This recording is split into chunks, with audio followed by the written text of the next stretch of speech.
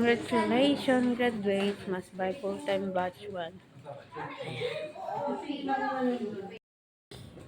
Thank you for the journey with us. Ayun. Ang ganda. Yes? Meron ako. Ayan. Yes. Para i-share din natin sa ibang tao. So parang instrument din tayo para malaman ng iba na ito yung mga dapat natin gawin. At saka yun nga, kasi sometimes ang akala natin, alam ko na yun, o ganyan, magdadasal ng takos. Ganyan yan. Pero hindi pala natin alam. Talagang life is continuous learning. Marami pala everyday tayong matututunan, hindi lang sa atin, sa bawat isang nakakasama natin. Sa mga share ng bawat isa sa atin. Marirealize mo na, ay oo nga, buti na lang, kagrupo kita sis. Kasi yung mga kalaman niya, diba, yung mga something na gano'n. So ayun, kumbaga, we learn from each other. Kumbaga, we learn from experiences na sarili natin. At saka we learn from others' experiences. At saka yun nga, since alam na natin yung experience na to, alam na natin yung mga tamang gawin. So dapat magsimula sa atin na gawin natin sa sarili natin para makita ng iba sa ito yung tama nito. Amen. I pass it to you. 4 pages pala. Nasa akin ba kasi isang nakawala? Nasa iyo pala yung fifth. Naghati silang dalawa. Siyempre, sabi nga diba sa video, marriage nga daw. Wow. So anyway, para sa akin po, yung experience na to is para siyang bizarre para sa akin. Kasi nung natatandaan ko nung kabataan ko, mga 10 years na lang.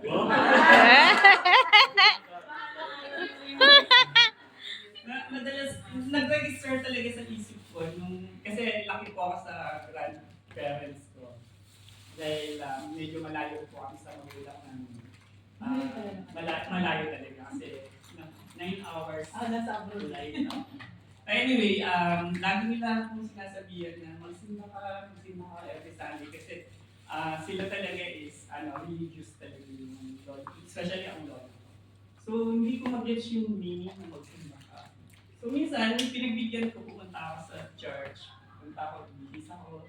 Pero yung bihis ko yung ordinaries na para lang makapunta sa church. Mas maganda bihis ko pag party, pag-asin ng party, pumunta sa mga kaibigan.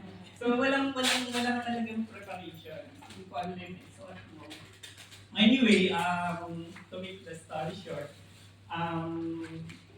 hindi ko talaga naiintindihan kung bakit ako nandun sa simbahan.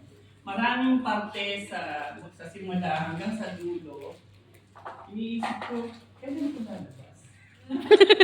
Diba? Ba't ang tagal? May naririnig ako ng hearsay na, kailangan pagka yung sinabi ng pari na, okay, you may go, ganun, in peace. So, pwede ka na daw mag-exit. Meron mga naririnig na, hindi, kailangan tapos yung song. Para maging, makomplete mo yung buong mass. Anyway, so maraming talagang party doon, hindi actually more than 98% hindi naiintindihan. So, ngayon, dahil sa ating Bible timeline, itong Bible walk through the Bible, madami na talaga naiintindihan niya. At ibaba ko, iti-treasure ko yun. At isi-share ko sa yung nakaitim na damit na nakasalalay. Na magiging susunod na generation namin. So, this will be very, very insightful talaga sa akin. Eye-opener siya talaga. All aspect ng buong pagsisimba, mas naintindihan namin kung ano yung mystery na nakakulong sa banal na misa. Sir, pang-anim na page.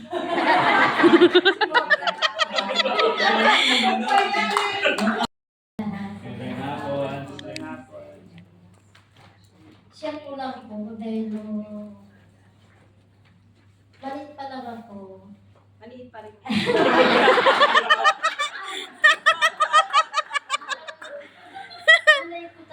ay napaka-religyosa talaga. Nung mali pa lang ako, yung dahil niyang isinasabi sa amin na magsimba tayo ng ganito. Sama naman, sumasama naman kami lagi sa kanya. Tapos,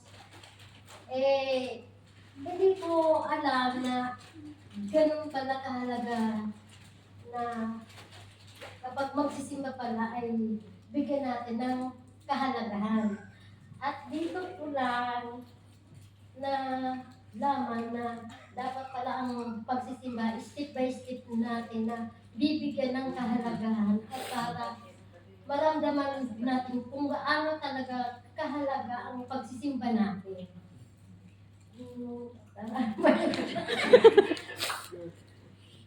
Katapos yung sabi nga ng nanay namin na kung may playtime daw kami na magkano daw kami ng Bible at para malaman daw kung ano ba daw talaga ang kahalagahan ng mga sinasabi ng pare kapag nagmimisa daw yung ganito. At kailangan daw hindi basta-basta ang mga salita ng Diyos na ay dapat daw pahahalagahan natin ang mga salita ng Diyos.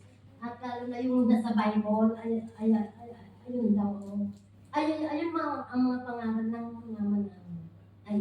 At sa pagsali ko dito, malaking pasasalamat ko at natutunan ko ang lahat-lahat talaga. Salamat.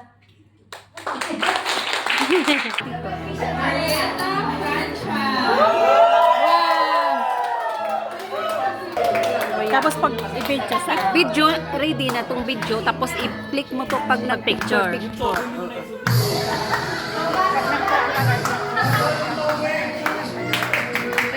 Dito mo lang mag-live ka muna. Okay na. Oh, live mo. Oh, sis Juliet daw. Sis Juliet, live. Dapat si picture mo ako mamaya pag kami na live.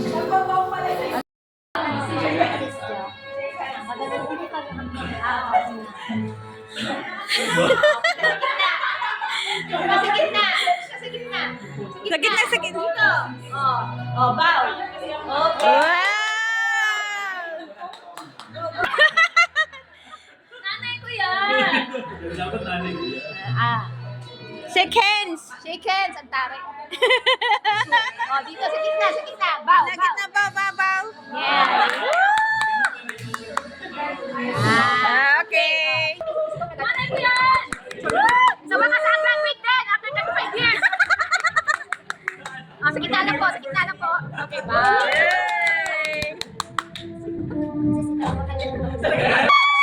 First honor yan! Gusto pa lang kung namin ba? Wala pa! Muse po yan ng class A. Ika ng bayan! Ay! Susunod na ako! Ay! Ibaw na!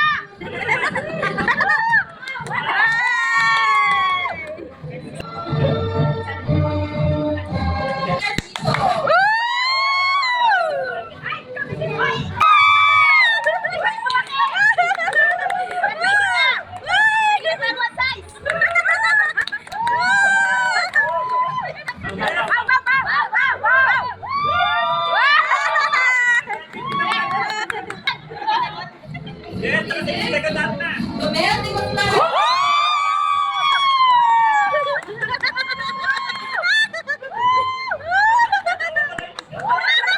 Number 1 na ako doon sa mga hindi ko kilala yun.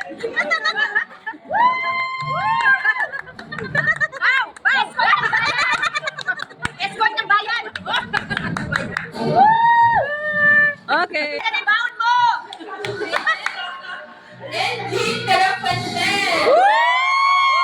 Ito pa ang news ng bayan!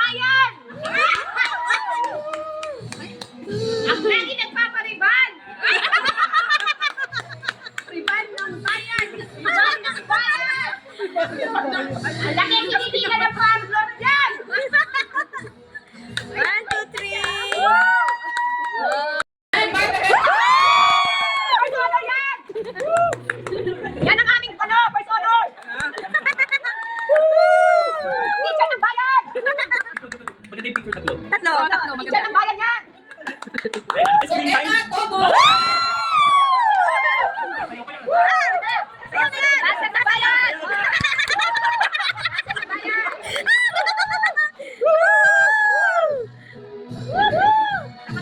Sino-sunod? Bro Arnel, bro! Principal ng bayan! Yan na yung Dean, gumraduate na! Sabi ka sa graduate din! Master of degree yan! MA yan, MA sa PhD! Picture, picture! Wala ka ba din screen time mo?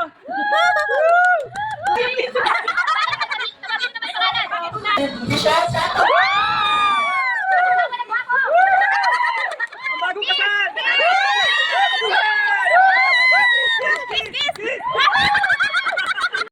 Ayan. Thank you. Ang saya, di ba? Ang saya gumawa. Saya?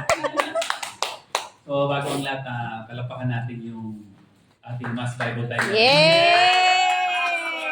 Hindi lang sila nag-organize, graduate din sila. Kasama natin. So, kung marami kayong natutunan, no, ako marami din akong natutunan. Katulad ngayon nabanggit kanina ni na yung power Susan. couple natin. Talagang akala ko alam ko na rin lahat, no? Pero tuloy-tuloy pala yung pag-aaral, tuloy-tuloy yung learnings natin. Natutuwa ako kasi ang dami talagang sa kagrupo ko, sa sharing natin, ang daming natutunan na talagang may sabi, hindi mo alam kung anong sagot doon. Pero ako, alam ko yung sagot, pero dito ko na lang nalaman na nakalink pala siya sa scriptures, nasa Bible. Hindi to binuo talaga yung misa natin ng just. Yeah. Talagang may pinanggalingan siya. So, maraming salamat at katulad na banggit kanina, i-share natin siya dahil may laman. Ano ba yung sa reflection ko? Masayang graduate, pero nakita nyo, simple lang yung graduation natin, pero ang lalim ng dahilan ng certificate na yun. It is our faith as a Catholic. Hindi siya basta-basta. So, ilabas natin ito, i-share natin para marami tayong makagraduate pa ng basyo kasi talagang pag tinanong ka, bakit kayo ganyan, bakit kayo, may isasagot tayo. So yun lang at sa next journey, marami pang inihahanda ang training ministry natin ng mga ganitong klase na training at activities. So, kumbaga, pumayo tayo at ipamalita ang ating. Okay, so yung saya natin ngayon, i-keep natin yung saya na yun para pagka minsan nalulungkot tayo, yung saya na yun ang babalikan natin. Kasi as a OFW, minsan malungkot, pero yung ganitong grupo, ang saya natin. Kung may makakit sa, napakasimple naman naman, pero hindi yun. Yung bonding natin, ang maganda. So in the name of the Father, the Son, and the Spirit.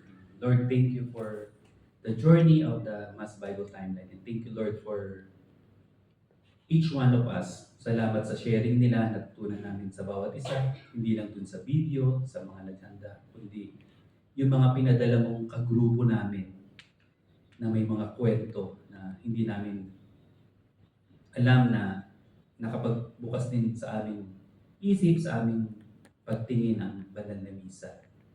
Panginoon, salamat sa grupong ito. Salamat sa Lord for the next batches na mapamahagi ang kaalaman na ito para lumalim pa ang aming pagtingin at pangunawa sa banal na misa. Maiwasan na rin yung mga hindi tamang gawa o kilos during the Mass. And Lord, we are looking forward to really more respect sa buhay natin.